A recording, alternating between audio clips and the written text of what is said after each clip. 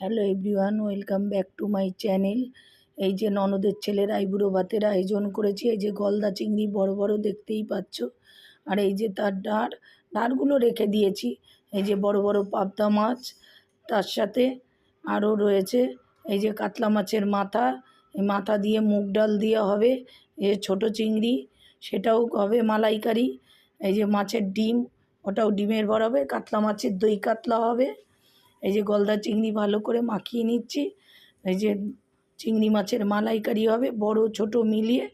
যে বড় বড় গলদা চিংড়ি নুন হলুদ দিয়ে ভালো করে মাখিয়ে রেখেছি। এই যে পাবদা মাছ নুন হলুদ তেল দিয়ে ভালো করে মাখিয়ে নিচ্ছি।